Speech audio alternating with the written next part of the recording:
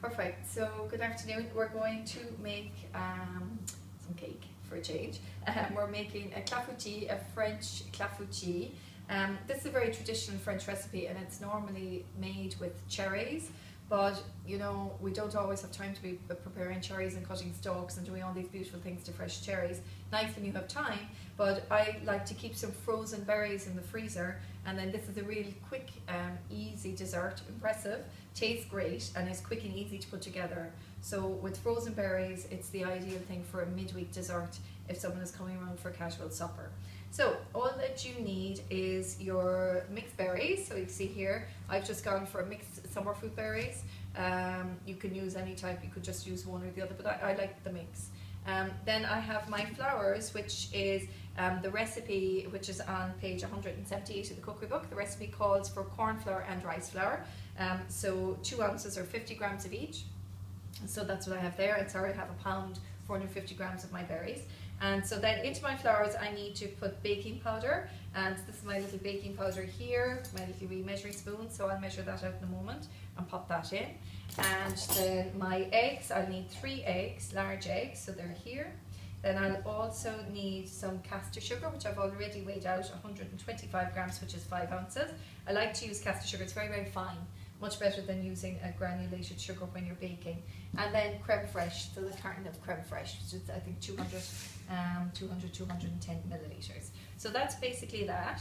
And then I have my mixing bowl, but this is my bowl that I'm going to actually bake and serve in. So oven to table, and I've just greased that a little bit lightly there with a little margarine. So firstly, I'm going to pop my fruits in to the bowl, and you see they're very solid because they're frozen. And the good thing about frozen fruit is they can go straight from the freezer into a dish like this that's going into the oven. You don't need to worry about having to thaw them or anything like that in advance. So first of all, we're going to work away with our eggs and our sugar, and we're going to whisk these. And this can be done by hand. You don't have to have a fancy Kenwood or anything at all. It's just a little one that you can do by hand. And if you are having more than 2 or 3 people, then you can double the recipe so that you have plenty for everyone. So my bowl is a bit large now, but I just wanted you to be able to see what we're doing here. So first I'm going to whisk up my eggs just to loosen them up a little bit, and then I'm going to put the sugar in and whisk them all up together. So it's my sugar here. So it's kind of like making a pancake really, I suppose, but just make sure that all the sugar is fully mixed in. And a whisk really is one of those essential things in every baker's store cupboard. Just a little simple whisk like this, but it's really what you need to be using for something like this. Okay, so you see that's really fully mixed in. Give it just an extra bit of a mix. Perfect, that's exactly right.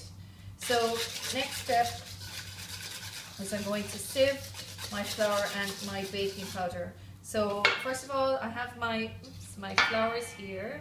Let's go and step slightly in, and I'm going to add a half a teaspoon of my baking powder. These are great, these little spoons. I don't know if you have them at home, but it stops all the debate about what is or what isn't a half a teaspoon. Now when you're taking baking powder, make sure that you don't take a teaspoon like that. You need a level teaspoon. It always should be level like this here, okay?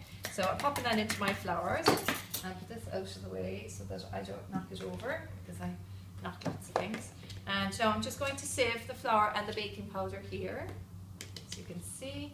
And the fastest thing to sieve it with, the easiest and fastest thing, is your hand. You can do it with a spoon, but you know what, your hand is even better. I really like to sieve gluten-free flours because they're all different and they've different textures, and you always end up with recipes mixing a few flours together.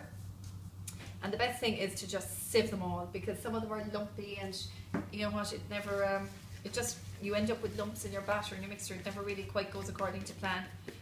Unless they're sieved. So that's ready there. Just giving my batter here another little mix up. And now I'm popping this in. So you see, all my flour is in. It's all in. Perfect. That out there. And gently start in the center, working out. I'm just stirring now I'm not whisking yet, but rather than doing it with a spoon and then switching, my whisk will do the job of both. I don't have to do both. So here you go. I'm making, you know, this is almost like a pancake batter. So it's much the same principle.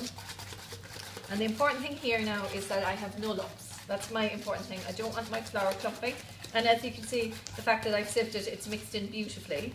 But that will be the all important thing here. Now, you could at this stage, if you liked, actually flavour the batter. You could put in almond or vanilla, something like that, a little vanilla essence and natural essence. That would be really nice at this stage. But I'm just sticking to the basic recipe, so I'm not going to add it in. So at this stage, it's very easy with the creme fraiche. All I'm going to do is spoon it in. And just make sure that I have everything ready to go. Just pop all of it in, as much as you can get. Not to waste it. And this really adds a nice element of richness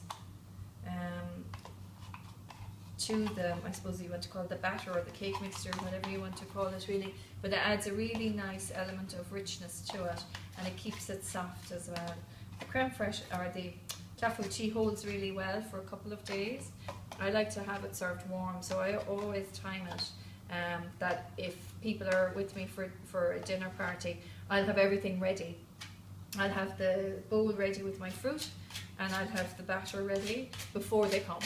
And then just when I'm going to serve the starter, I'll mix the whole thing up, pop it in together and get it into the oven so that it's ready when they're ready and that I can serve it warm. So I think that's really nice. Now, so you see this is mixing pretty well. Here we go. So that's basically mixed together. Perfect. It's absolutely perfect.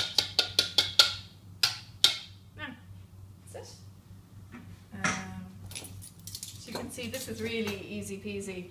It really is a quick one to throw together. So if you want to impress your boyfriend midweek with cooking him dinner, this is one of those secret recipes.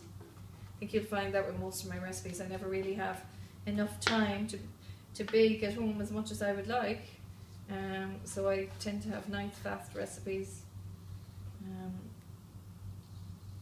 For when you're time constrained. Okay, so I'm just going to get the last little bit of this in. And a spatula is another essential tool in the kitchen. Great for just getting the last bit of mix out. Perfect. Now, so here you go. And just smooth it over, and don't worry, see the way some of my berries have started to run. Don't worry about that at all, because they'll rise up during the cooking anyway and you'll see them. And it doesn't matter if some of them are peeping through. Don't worry about anything like that. It'll be all covered with beautiful icing sugar at the end anyway, so it will look wonderful anyway. There we go. That's it. So see the way some of the fruit is popping through? That's absolutely fine. And it also, see the way some of the colours have streaked? That actually just adds a little bit of character to it, so it's actually really, really nice. So I'm happy with that. So I'm just going to pop that into the oven. So I'm putting this in a preheated oven.